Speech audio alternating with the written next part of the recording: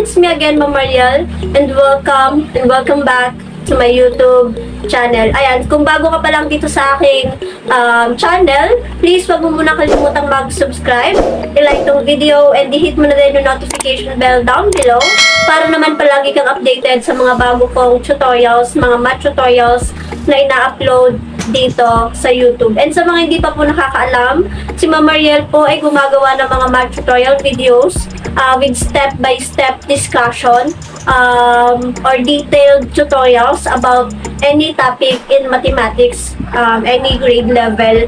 Ayan. And of course, sa mga bumabalik dito sa aking YouTube channel, maraming salamat sa inyo. Sobrang nakakataba ng puso. Please, supportahan nyo po ako palagi, especially on my social media accounts. Ayan, TikTok, Facebook, and kasi nag-upload din ako ng mga tutorials doon. So, puntahan nyo din po ako sa aking mga social media accounts. And ito na nga, itong video na to is for grade 8 mathematics, second quarter. Okay, alam ko mga nasa second quarter na kayo, no, diba?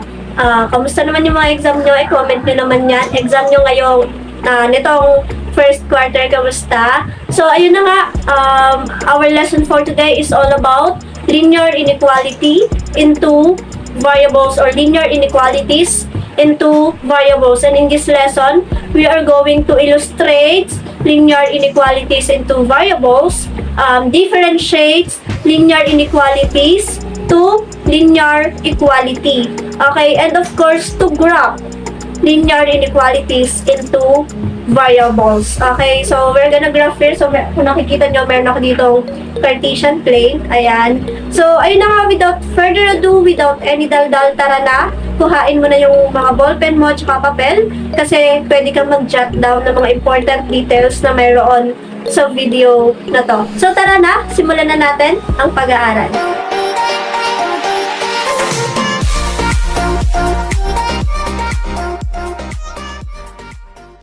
So, before anything else, kailangan alam muna natin ano ba ang ibig sabihin ng linear inequality. So, when we say linear inequality in two variables, it is an inequality containing x and y. Kaya nga, in two variables, ano ba pag sinabi natin variable? Those are letters, tama? And ayan, we have x and y because we're talking about linear inequality into variable. And meron din tayong tinatawag na linear inequality in one variable.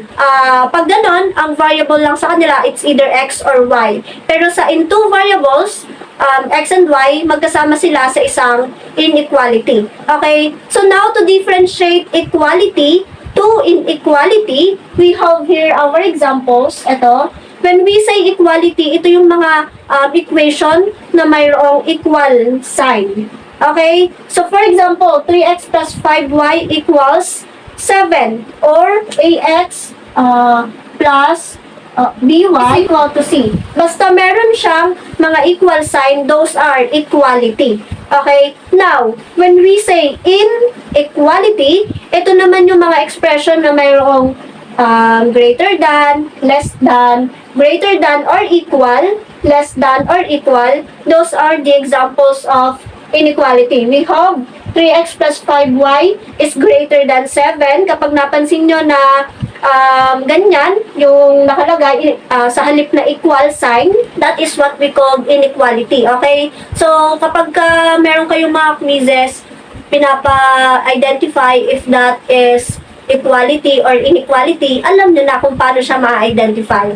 Tama? Ganun lang kasimple mga bunso. And isa pa, when we say linear inequality, it divides the coordinate plane. Ito, we have here a coordinate plane. Rectangular system. Dinidivide down ng linear inequality itong ating coordinate system into two halves. And ang ginagamit na pang-divide sa kanila is what we call the boundary line. Okay, mamaya mas maiintindihan natin yan kapag mag-graph na tayo. Okay, so meron tayong tinatawag na boundary line. Ito yung mayroong dotted line or broken line. And of course, the solid line. So meron yung purpose kung bakit meron tayong tinatawag na dotted and solid. Okay? And by that, kapag nag-graph na natin siya with a boundary line, that boundary line, siya yung magsasabi sa atin kung yung kalahati ba niya, kalahati lahat ng points sa kalahati niya are the solutions of that specific linear inequality, and yung kalahati naman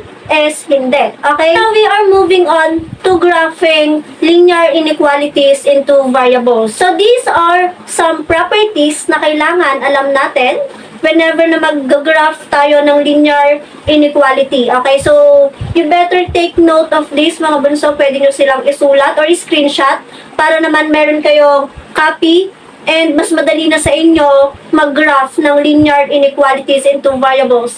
Anyway, meron tayong 4 na examples later kasi we have less than, greater than, less than or equal, greater than or equal. At yan, bibigyan natin ng examples. Okay, so don't worry. Now, when we are graphing linear inequalities into variables, so sinasabi ko nga kanina, we have what we call the boundary line. Okay, those boundary line is the broken line and the solid line.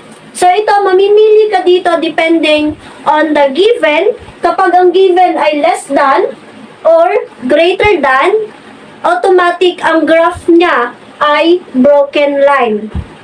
Or tinatawag din siyang dotted line. Okay? Kapag naman yung given ay less than or equal or greater than or equal, automatic ang kanyang boundary line is a solid line or just a straight line. Okay? So, anong sinasabi ni broken line tsaka solid line? Kapag sinabi nating broken line, it means na hindi kasali lahat ng points sa line na yon sa solution set ng linear inequality given. Okay? Kapag naman sinabi nating solid line, meaning to say lahat ng point na madadaanan or ordered pair na madadaanan ni solid line, lahat sila kasali sa solution set na mayroon or makakapag-satisfy sa linear inequalities. Okay? Unlike sa linear equation, ang solution lang ng linear equation is the ordered pair or x and y, yun lang, which is dapat masabi niyang true yung equation. Okay, pero sa linear inequalities, meron tayong madaming solution set, which is the half nga ng Cartesian plane or kalahati. Okay, so depende yan later sa given natin kung paano natin siya mape-perform ng maayos. So you better watch it out properly, mga bunso, and then understand. Okay? So, we have here, when we say graphing a linear inequality into variables, it is the set of points that represents all solutions. Okay? So, meaning to say, madaming ang solution mayroon ang isang linear inequality into variables. Okay? And ito nga, meron tayo ditong Cartesian coordinate plane and gagamitin natin to, of course. And, isa pa nga pala, kapag greater than or greater than or equal, ito, palagi nyo tatandaan. You are going to shade above the line. Lahat ng line na yon, ipapakita ko dito, meron akong examples. Ayan, kapag greater than or equal, pataas yung pag-shade natin, okay? Kapag naman less than or equal, pababa. From the word itself, less than, okay? Pababa, greater than, pataas. Okay, those are the properties na kailangan natin enable for us to graph the linear inequalities into variables. And